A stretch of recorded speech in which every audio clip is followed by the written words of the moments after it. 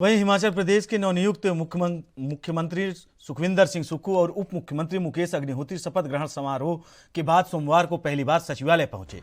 सचिवालय गेट के बाहर पुलिस की ओर से मुख्यमंत्री सुखविंदर सिंह सुक्खू को गार्ड ऑफ ऑनर दिया गया।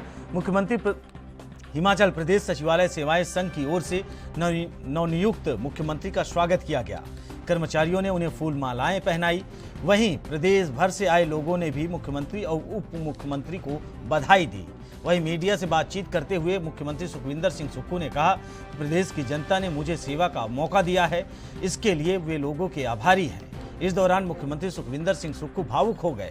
उन्होंने कहा कि राज्य में महिलाएं, किसानों, बागवानों और बुजुर्गों और युवाओं सहित सभी वर्गों के हित का ध्यान रखा जाएगा।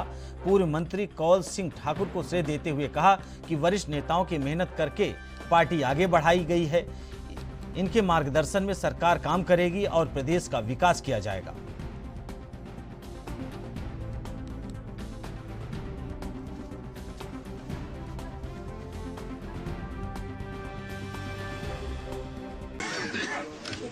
जिसने राजनीति में कभी ये सोचा भी नहीं था कि वो प्रदेश की बागडोर संभालेगा और आज उस कुर्सी पर पहुंचेगा,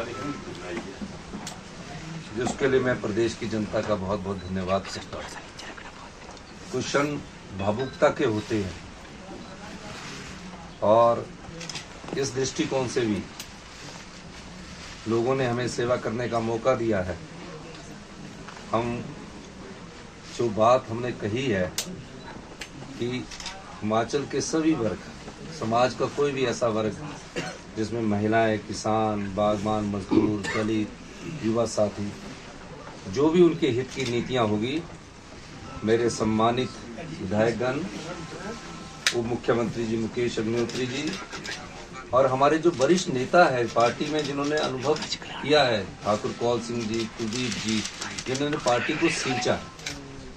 हम सब लोग पार्टी को सींचा है हम लोगों ने, और जब पार्टी को सींचते हैं तो उस सींचने के बाद जब वो गुलदस्ता बनता है, उस गुलदस्ते में से एक अगर कोई कमल खिलता है तो उसका मतलब होता है कि वो सबके लिए एक सम्मान है, सबके हित की बात करने के लिए। जिसे हम आज पहली बार यहाँ ऑफिशियल तौर पर चार्ज ले रहे हैं।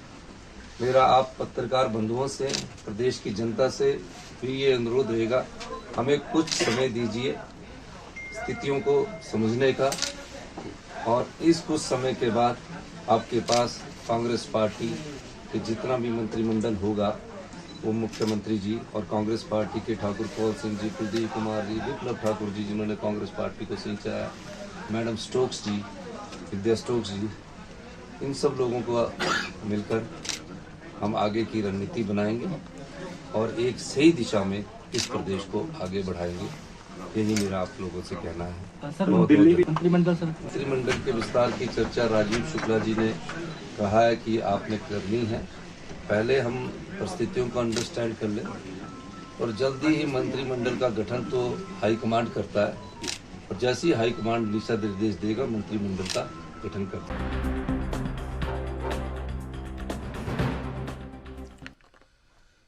वहीं इस खबर पर अधिक जानकारी के लिए हिमाचल से हमारी ब्यूरो चीफ टीना ठाकुर जुड़ गई हैं। टीना जी, आज पहली बार मुख्यमंत्री बनने के बाद मुख्यमंत्री सुखविंदर सिंह सुक्खू सचिवालय पहुंचे। क्या कुछ रहा उनका आज का कार्यकाल और किन चीजों को लेकर वो संवेदित दिखे? टीना जी। जी बिल्कुल, मुख्यमंत्री बनने के बाद पहली बार सुखविंदर सिंह सुक्खू सचिवालय पहुंचे और वहां पे जो है उन्होंने अपना पदभार ग्रहण किया। इससे पहले पुलिस ने उन्हें जो है गार्ड ऑफ ऑनर पेश किया। इस दौरान आपने देखा कि मुख्यमंत्री भावुक भी हुए और कहा कि उनकी जो प्राथमिकता है, जीरो टॉलरेंस नीति पर वो काम करेंगे, भ्रष्टाचार के खिलाफ ये सरकार काम करेगी और तमाम जो वादे जनता से किए हैं, जिन वादों को करके वो जनता के साथ सत्ता तक पहुंचे हैं, उन जल्दी उन पे जो काम शुरू कर दिया जाएगा। हालांकि कैबिनेट के लिए उन्होंने कहा कि मंत्रिमंडल का विस्तार जो है 4 या 5 दिनों में कर लिया जाएगा। उस पर संभावित लोगों से बातचीत चल रही है। हालांकि राजीव शुक्ला जो प्रभारी हैं हिमाचल के और प्रियंका गांधी से डिस्कशन कर ली गई है। उसके बाद जो है आगामी दिनों में जो है कैबिनेट का विस्तार किया जाएगा। उसके बाद जो पहली कैबिनेट होगी उसमें ओपीएस बहाली का जो बड़ा वादा सरकार ने जनता कर्मचारियों के साथ किया था उसके ऊपर भी काम किया जाएगा। दूसरी बात हम बताएं कि जिस तरह से सुखविंदर सिंह सुक्खू आज सचिवालय पहुंचे, वहां पे जो कर्मचारियों ने उनका जोरदार स्वागत किया, क्योंकि ओपीएस एक बड़ी मांग कर्मचारी लगातार पिछली सरकार से भी कर रहे थे और उनको उम्मीद है कि जो कांग्रेस सरकार ओपीएस के वादे पर जीत कर सत्ता तक पहुंची है, वो जरूर इसको जो है पहली कैबिनेट में बहाल करके देगी। और इसको सुखविंदर सिंह सुक्खू ने कहा भी है कि छत्तीसगढ़ और राजस्थान के मॉडल पर वो लोग विचार करेंगे और उसके बाद देखेंगे कि किस तरह से जो ये मॉडल है उस पर वो वहां पर जो काम कर रहा है यहाँ पे भी उसी मॉडल को लागू करते हुए ओपीएस की जल्द ही बहाली कर दी जाएगी। जी वहीं टीना जी, सुखविंदर सिंह सुक्खू के सीएम बनने के बाद हिमाचल की जनता को कितनी उम्मीद है और हिमाचल की जनता में उत्साह कितना, क्योंकि नए मुख्यमंत्री हैं, वो कांग्रेस के नए चेहरे हैं, तो जनता में कितना उत्साह है इस बात को लेकर?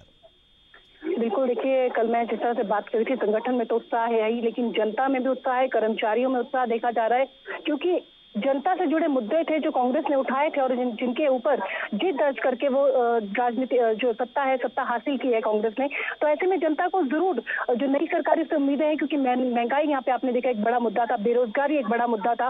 तो अब जो पहली कैबिनेट है उसमें किस दिशा में आगे बढ़ती है ये सरकार, वो देखने वाली बात होगी। फिलहाल सुखविंदर सिंह सुक्खू ने कहा है कि युवाओं को 1 लाख रोजगार का जो वादा उन्होंने किया था उस पर काम होगा, वो चाहे सरकारी क्षेत्र में है, अर्ध सरकारी क्षेत्र है या प्राइवेट सेक्टर है, हर क्षेत्र में जो हिमाचल के युवा हैं उनको प्राथमिकता दी जाएगी और उस पर जो है काम किया जाएगा। तो सुखविंदर सिंह सुक्खू ने अपनी आज अपनी प्राथमिकताएं बताई हैं कि जो वादे वो करके, जो 10 बड़े वादे करके हिमाचल की सत्ता में वो काबिज हुए हैं, उन पर वो जल्द काम करेंगे। और कर्मचारियों के अलावा बागवानी यहाँ पर एक बड़ा मुद्दा है और एक बड़ा चुनौती सरकार के लिए। तो अब देखने वाली बात है कि पहली कैबिनेट में जो 10 वादे करके 10 गारंटियां देकर कांग्रेस यहाँ पहुंची थी, उन वादों पर, उन गारंटियों पर किस तरह से पहली कैबिनेट से काम शुरू होता है। जी वहीं टीना जी, सुक्खू के सीएम बनने के बाद विपक्ष में बैठी बीजेपी के जो नेता है उनकी कोई प्रतिक्रिया सामने आई? उनको उम्मीद है या फिर अभी भी खींचतान जारी है? देखिए अभी खींचतान तो फिलहाल रुक गई है, क्योंकि बहुमत के साथ 40 सीटों के साथ कांग्रेस ने सत्ता काबिज की है। लेकिन इतना जरूर है कि भाजपा के जिन नेताओं की अभी तक प्रतिक्रियाएं आ रही हैं, वो सिर्फ ये मांग कर रहे हैं कि जिन वादों को करके कांग्रेस सत्ता में काबिज हुई है वो जरूर पूरे करे। और वो ये कह रहे हैं कि हम देख रहे हैं कि कांग्रेस ने जो वादे किए उन पर वो कितनी खरी उतरती है। तो फिलहाल जो भाजपा है उनकी नजरें नई सरकार पर है, नई सरकार की पहली कैबिनेट पर रहेगी कि पहली कैबिनेट में कितने वादे वो पूरे कर पाते हैं, कितनी तेजी से वो काम करके लाते हैं। क्योंकि देखने वाली बात यही है कि जो अभी फिलहाल का जो सरकार नई आई है उसके सामने चुनौतियों का एक बड़ा पहाड़ है। खजाना हमारा खाली है, 70,000 करोड़ का खर्च है, कर्जा हमारे ऊपर है। तो ऐसे में देखने वाली बात यही होगी कि जो सुखविंदर सिंह सुक्खू है कैसे इन चुनौतियों को पार पाते हैं और कैसे ओपीएस बहाल करके देते हैं, कर्मचारियों के साथ सामंजस्य बिठाते हैं, संगठन के साथ, सत्ता के साथ किस तरह का तालमेल वो बिठा कर आगे चलते हैं, ये देखने वाली बात फिलहाल होगी। जी वहीं टीना जी, अगर अंदरूनी कलह की बात करें कि अभी तक ये लग रहा था, सीएम बनने के पहले ये लग रहा था कि कांग्रेस में अंदरूनी कलह है, सुखविंदर सिंह सुक्खू, प्रतिभा सिंह, तमाम उनके नेता रहे, चाहे मुकेश अग्निहोत्री हो, सब में आपसी कलह थी। लेकिन अब जब मुख्यमंत्री बन गए, आज सचिवालय भी पहुंच गए, अब कांग्रेस की स्थिति और परिस्थिति क्या है हिमाचल में? देखिए मैं पहले से आपको बोलते आई हूँ कि कांग्रेस का एक परंपरा रही है, अंतरकलह इनकी रही है, भीतरघात रहा है। लेकिन जब सत्ता में काबिज कांग्रेस होती है तो सत्ता को बरकरार रखने के लिए कहीं ना कहीं समझौते किए जाते हैं। वो आपने देखा होगा कि प्रतिभा सिंह पहले किस तरह से अकड़ गई थी, या बोलें कि वो कह रही थी कि उन्हीं को सीएम बनाया जाए, लेकिन जब हाईकमान नहीं माना, संगठन के लोगों को प्राथमिकता की बात चली, सुखविंदर सिंह सुक्खू का नाम आया, तो सबने समझौता फिलहाल कर लिया है। शांति दिखाई दे रही है, कोई अंतरकलह, कोई टकराव की स्थिति फिलहाल नहीं दिखाई दे रही है, क्योंकि वो स्थिति इसलिए भी पैदा भी नहीं हो रही क्योंकि एकदम से पिछले कल ही ओथ हुई है, आज पदभार ग्रहण किया है।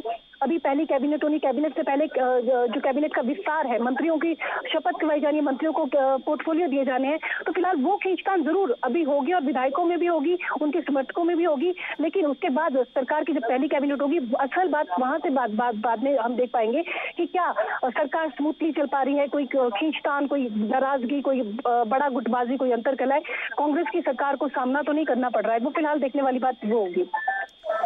वहीं टीना जी, ओपीएस अहम मुद्दा रहा है जिसे कांग्रेस ने अपनी मैनिफेस्टो में रखा था और हिमाचल की जनता से वोट मांगा। सिर्फ और सिर्फ ओपीएस का मुद्दा एक बड़ा मुद्दा रहा है। क्या आपको लगता है कि ओपीएस को बहाल करना कांग्रेस के लिए इतनी सरलता होगी हिमाचल में?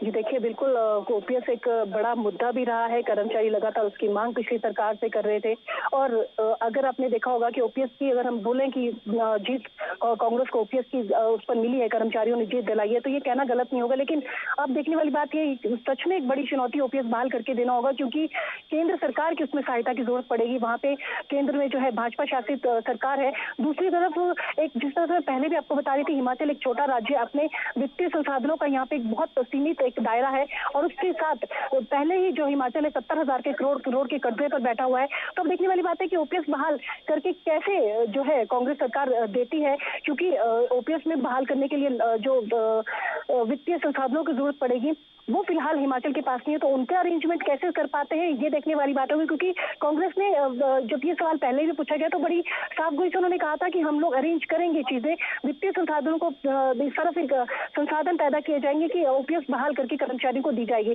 तो फिलहाल यही देखने वाली बात है कि अन्य मुद्दों को अगर हम छोड़ भी दें, ओपीएस की जो बहाली है वो कांग्रेस के सामने एक बड़ी चुनौती है और उसी पे जो है जो विपक्ष भाजपा बैठी है वो नजर गड़ा है, क्योंकि भाजपा कहीं ना कहीं जानती है कि यही एक बड़ा मुद्दा था जिसके कारण उनका मिशन रिपीट को जो है डिफीट में बदल गया था।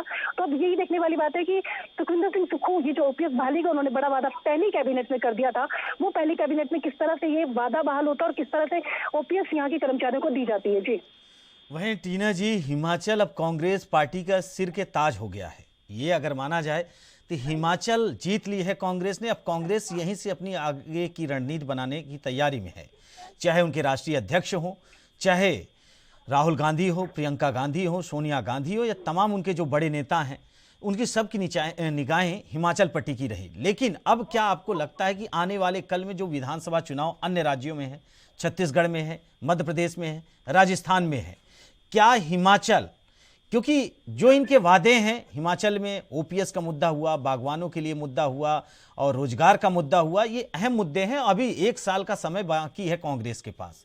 क्या इन मुद्दों को ये पूरा करके एक बार हिमाचल आने वाले कल में कांग्रेस की सजीवनी बनेगी? आपको लगता है ऐसा? देखिए, बिल्कुल जो ये हिमाचल की जो जीत है, मैं शुरू से कहती आई हूँ कि छोटा राज्य है, 68 केवल सीटें हैं यहाँ पे, 4 लोकसभा सीटें हैं, 3 राज्यसभा सीटें।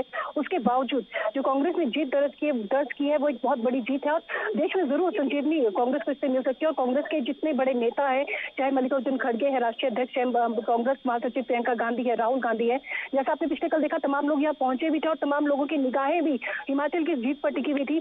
और इस जीत के बाद निश्चित तौर पर मैं कह सकती हूँ कि भाजपा को अपनी जो रणनीति थी उसमें हल्का बदलाव लाना पड़ेगा। लेकिन जैसे आपने कहा कि आने वाले समय में जो जिन राज्यों में चुनाव है, 1 साल का समय रह गया है, तो वो देखने वाली बात है कि वहां की जनता भी ये जरूर देखेगी कि हिमाचल ने जो वादे किए थे, 1 साल के अंदर 1 लाख रोजगार की बात की थी युवाओं को, उसके अलावा जो बड़े तमाम जो वादे करके है, ओपीएस है, महिलाओं को 1500 पर मंथ की बात कांग्रेस ने की है, बड़ी बड़ी बातें यहाँ पे की है। तो वो किस तरह से कांग्रेस यहाँ पे बहाल करके देती है, क्योंकि हिमाचल में शुरू से कहते हैं वित्तीय संसाधनों का अभाव है, हर चीज के लिए हमें केंद्र का मुंह ताकना पड़ता है, तो केंद्र उसमें कितनी हेल्प करता है और खुद वित्तीय संसाधन कितने जुटा पाते हैं सुखविंदर सिंह सुक्खू हिमाचल के लिए, वो देखने वाली बड़ी बात है। और उसके अगर यहाँ पे 1 साल के अंदर सुशासन सरकार जो है ढंग से चल पाती है, अपने वादे पूरे कर पाती है, तो निश्चित तौर पर देश में जरूर संजीवनी मिल सकती है कांग्रेस को। और जो हम देख रहे थे कि लगातार हार का सामना हर राज्य में कांग्रेस कर रही थी, वो कहीं ना कहीं फर्क पड़ सकता है और वो कहीं ना कहीं जीत में दर्ज हो सकती है। टीना जी, आपका बहुत बहुत धन्यवाद, आप हमारे साथ जुड़ी और अधिक जानकारी साझा की।